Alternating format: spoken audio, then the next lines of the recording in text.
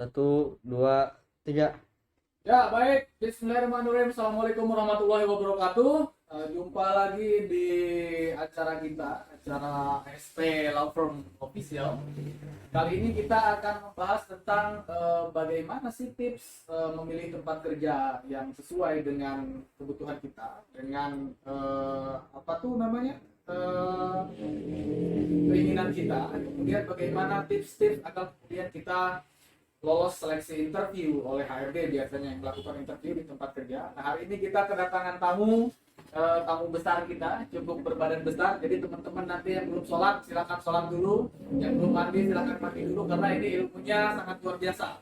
Hari ini kita kedatangan tamu yang bernama Anwar Yogi Susanto SHMSI. Beliau ini kesibukannya di samping sebagai advokat juga. Beliau ini juga sebagai HRD pada PT Adira Dinamika Multi Finance Tbk. Jadi sangat berpengalaman di bidangnya. Jadi teman-teman nanti yang misalkan pengen gimana sih caranya supaya lulus interview kerja, nanti bisa bertanya kepada Bung Anwar Yogi Susanto. Baik, selamat siang Bung Anwar Yogi Susanto. Selamat siang Pak Acep. Ya, silahkan memperkenalkan diri dulu biar nanti pemirsa kita bisa kenal nih Bung Anwar ini siapa sih? Baik, selamat siang teman-teman. Nama saya Anwar Yogi Susanto. Saya asli Bapak.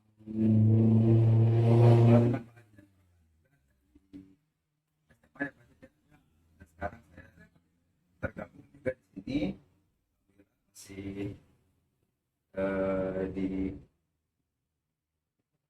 direkrut nih. Saya biasa ngerekrut tapi direkrut sekarang sama Pak Acep nih di sini. Suatu kehormatan juga. Biasa melakukan interview terhadap pekerja, tapi di sini kami interview balik sebagai pengacara gitu. Kira-kira tantangan seperti baru itu itu ya. Pak Acep.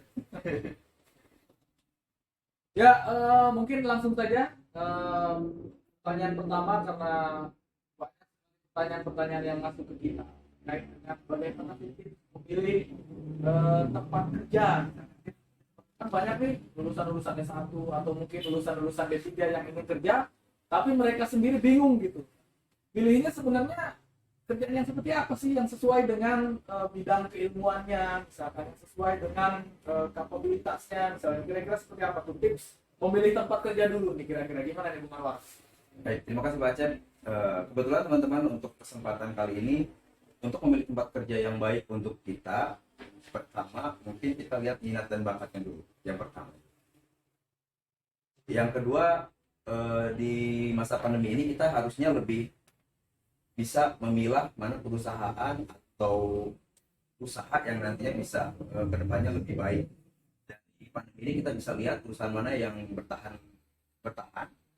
dan perusahaan banyak juga yang berguguran ya sekarang itu. Kita bisa lihat di situ untuk perusahaan yang bisa bertahan di masa sulit ini dipastikan adalah perusahaan yang baik kedepannya, jenjang karirnya juga bagus. Jadi saya rasa itu yang harus kita pilih yang pertama.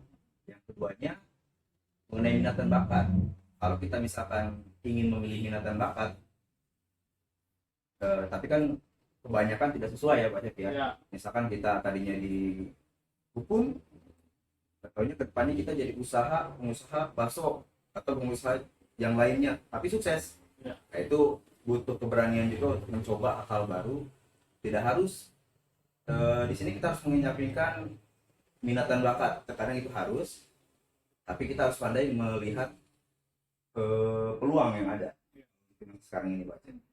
Jadi saya rasa itu sih kalau misalkan untuk kiat-kiatnya bagaimana kita di kondisi seperti saat ini memilih perusahaan yang baik, ya perusahaan yang sekarang masih bisa merekrut karyawannya atau sampai sekarang hak-hak karyawannya masih terpenuhi, itu dipastikan perusahaan yang kuat dan jangan sampai ditinggalkan.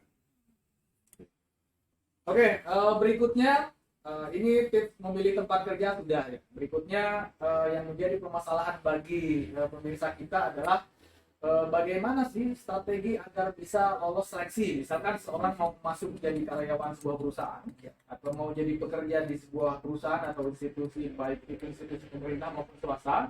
Nah, kira-kira strategi menghadapi seleksinya itu seperti apa? Mulai dari tesnya, misalkan ada tes apa aja, apakah ada tes tulis, kemudian ada tes interview. Bung Anwar ini sebagai HRD, nah kira-kira seperti apa nih seleksinya apa aja, kemudian strategi supaya lulus seleksinya seperti apa kira-kira? Baik, teman-teman, kalau misalkan untuk kita ingin lolos dari seleksi di suatu perusahaan, yang pertama pasti perusahaan mengadakan interview. Nah, interview ini sangat penting. Kenapa? Karena kita di sini bagaimana kita bisa menjual diri kita kepada perusahaan atau kepada user kita agar user kita tertarik, itu yang pertama. Kenapa? Karena jika user kita dari awal pertemuan pertama itu pesannya sudah tidak baik, itu ke depannya nggak bakalan baik lagi baca. Misalkan kita menghadapi user kita itu pertama harus percaya diri. Percaya diri di samping harus melengkapi berkas-berkas yang ada. Saya kasih masukan, kita berikan selengkap mungkin. Biasanya kan di situ tertera misalkan kirim CV, lamaran dan CV-nya saja misalkan. Tapi kita untuk nilai tambah, kita masukin semuanya. Melampirkan sertifikat. Boleh, sertifikat itu nilai lebihnya. Karena di situ nanti user melihat, wah ini banyak juga nih pengalamannya, atau mungkin dia sering berorganisasi. Itu di perusahaan sekarang, di perusahaan pun itu masih bisa jadi nilai tambah, teman-teman. Kebanyakan yang dilupakan oleh teman-teman sendiri, ketika misalkan melampirkan lamaran pekerjaan dan sudah interview, usernya oke, ternyata nomor telepon tidak aktif. Itu banyak terjadi. Beberapa banyak lamaran-lamaran yang masuk saya juga yang saya tidak proses karena ketika kita hubungi nggak aktif atau ganti nomor dan lain sebagainya, email pun tidak aktif.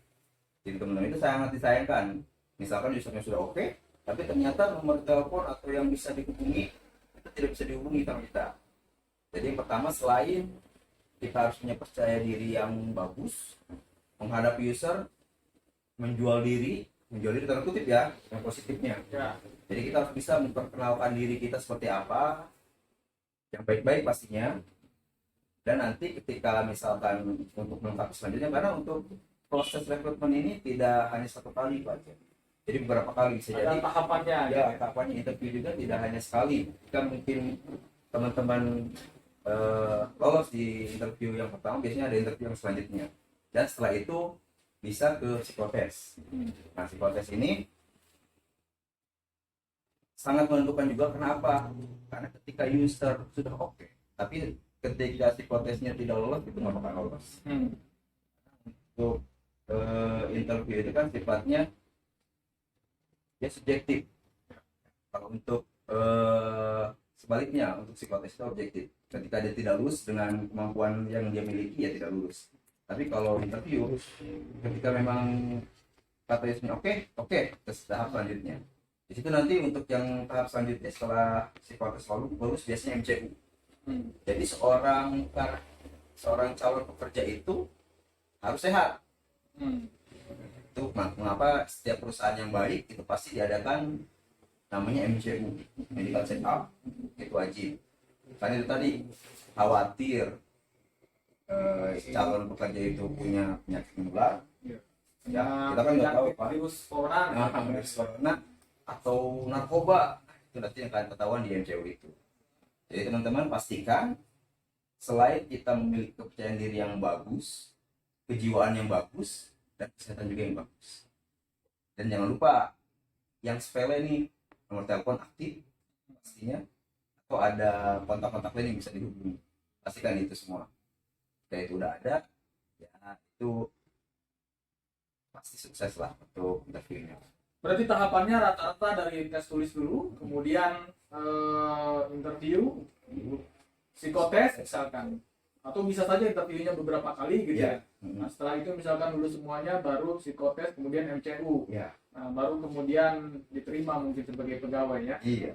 Nah, kira-kira ini kan tadi saya kira poin pentingnya adalah bagaimana caranya agar kita bisa menjual diri kita sendiri ya. Menjual diri dalam artian positif nih. Kira-kira ini maksudnya seperti apa nih? Apakah misalkan ada orang yang pintar, tapi kemudian dia mau ikut interview karena dia ngerasa pintar, tapi dia menyepelekan penampilannya gitu. Dia misalkan datang interview tapi dia pakai sandal jepit misalkan, pakai celana pendek, nggak apa-apa. Ibaratnya kan dia mengatakan, saya kan di sini mau kerja, punya kualitas, saya punya pemikiran yang sesuai dengan kebutuhan perusahaan gitu. Kemudian penampilan tidak penting, yang penting otaknya berisi gitu. Kira-kira gimana itu Pak? saya lihat di sudut pandang perusahaan yang saya kelola, orang yang sangat baik sekalipun kerjanya, ketika attitude-nya buruk, itu bisa tidak kerja lagi di perusahaan. Ada beberapa yang kerjanya bagus Pak Aceh, Ya. indeks nilai pekerjaannya itu di atas rata-rata, cuman attitude-nya jelek, absensinya jelek, itu SP berjenjang akan jalan gitu. Misal dia yang tadi kata Pak Aceh bilang itu, dia bagus di pekerjaannya, atau dia dalam interview itu misalkan bagus, pintar, cuma kan itu tadi kembali ke penilaian dari atasan langsung. Nah, pertama datangnya kayak gini, itu pasti penilaian atasan itu kan bersifat subjektif. Ketika melihat wah nggak enak dipandang nih, udah pasti cut, nggak bakalan dilanjutkan lagi. Begitu juga user-user yang lain. Jadi gini, untuk atasan itu entah kenapa pasti dikasih pemikiran, atau karena dia sudah sering kali interview. Jadi hampir semua user itu hampir sama sih. Attitude itu penting. Ya, ada lagi begini. Biasanya di interview kerja itu ada yang hal-hal yang sifatnya sangat apa ya, sebenarnya contoh misalkan kayak pas interview bicara tentang gaji misalkan. Nah, kadang-kadang kan HRD menanyakan kamu mau digaji berapa gitu. Atau gaji di kita kira-kira apakah sesuai dengan kebutuhan kamu atau tidak. Nah, kita nih baiknya seperti apa gitu. Karena kalau saya biasanya ketika diinterview oleh seorang HRD, Bapak mau digaji berapa? Saya pasti langsung jawab, saya mau digaji minimal 5 juta. Kalau Bapak nggak sanggup bayar saya cari tempat yang lain. Apakah bagus seperti itu atau sebaiknya kita ngikut aja nih? Perusahaan hanya mampu misalkan UMR sesuai dengan UMR 2,6 juta misalkan. Apakah kita ngikut gitu aja? Atau kita menunjukkan bahwa kita punya kualitas, kita melakukan penawaran yang lebih tinggi. Kira-kira baiknya seperti apa nih dalam pandangan Bung Anwar selaku HRD? Oke. Untuk nego itu kan nego gaji ya. Ya. Nego gaji itu sebenarnya bisa saja. Itu berlaku untuk calon pekerja yang memiliki pengalaman dan ada di bidang khusus. Misalkan dia direkrut sebagai langsung supervisor, itu bisa untuk nego gaji. Cuman untuk posisi staff biasanya itu mengikuti peraturan yang ada. Berarti ngikutin dulu gitu ya. Kita tunjukin dulu kualitas kerja kita seperti apa. Ya. Apa kemudian kita bernegosiasi kira-kira Ya, gitu mungkin ya. Banyak sih di kita untuk kasus-kasus seperti itu, dan biasanya jika memang sesuai dengan kinerjanya dan tempatnya itu sesuai seperti yang tadi saya bilang, untuk supervisor itu pasti ada yang namanya nego. Dan kebanyakan sih kita menemukan titik deal kalau untuk itu. Cuman kalau untuk staff di kita posisinya di HR ini hanya menjelaskan untuk gaji yang akan diterima. Ya. Kayak gitu. Jadi untuk nego gaji ya sebenarnya bisa-bisa aja, cuman itu tadi keterbatasan perusahaan, gimana perusahaannya mungkin ya. Yang hire kita perlihatkan hanya menjelaskan ini loh gaji yang akan kalian terima dan kalian, karena kan harus jelaskan. Terus teman-teman itu ketika masuk sebagai pekerja apa, peserta langsung ke under. Nah, kita menghindari komplain di kemudian hari. Maka saya maksudnya ke perusahaan ini kenapa keluar gajinya atau unitnya dari perusahaan lain? Ya. Kan sekarang banyak perusahaan-perusahaan Pakai pihak ketiga gitu. menggunakan pihak ketiga. Itu harus dijelaskan dari awal. Itu nanti dijelaskannya pas tadi itu. Oke, saya kira cukup. Nah, mungkin dari Bung Anwar ada pesan-pesan untuk teman-teman kita para pencari kerja. Ada yang mau disampaikan lagi, mungkin pesannya seperti apa? Singkat, padat, dan jelas. Baik teman-teman, yang saya bilang tadi, rangkuman yang tadi mungkin jika teman-teman ingin memilih tempat kerja yang baik, untuk selektif sekarang waktunya. Karena kan kondisi sekarang ini banyak perusahaan yang berguguran, banyak perusahaan yang kolaps. Dan pastikan teman-teman lihat nih, perusahaan yang buka lowongan atau misalkan hak karyawannya masih full sampai sekarang, itu saya pastikan perusahaan yang kuat, dan itu akan teman-teman akan panjang di situ, jenjang karirnya jelas. Karena kan sudah dilihat ya, dengan kondisi perekonomian yang sekarang ini dia masih kuat, apalagi kondisi perekonomian nanti membaik. Terus yang kedua, teman-teman, ketika nanti teman-teman masuk ke suatu pekerjaan, pastikan kontrak teman-teman itu sebagai apa. Itu yang terpenting, karena itu kedepannya akan menjamin hak teman-teman perusahaan tersebut. Jangan sampai nanti kedepannya ada konflik karena kita tidak tahu nih kontraknya kontrak apa. Kita kontrak perusahaan atau di pihak ketiga. Kalau misalkan teman-teman sendiri sudah tahu di pihak ketiga, ya pastinya tidak akan ada konflik. Karena teman-teman tahu akan kemana. Ya, intinya. Itu sih. Oke, baik. Ini materi yang sangat luar biasa. Ini biasanya Bung Anwar ini dibayar mahal untuk konsultasi bagaimana caranya kita bisa masuk kerja.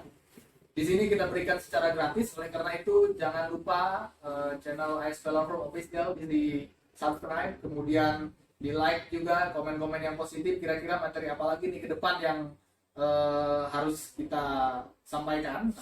Untuk kemudian ketika teman-teman misalkan masih banyak pertanyaan terkait dengan bagaimana sih caranya supaya lolos seleksi kerja di perusahaan, nah bisa konsultasi gratis kepada Bung Anwar.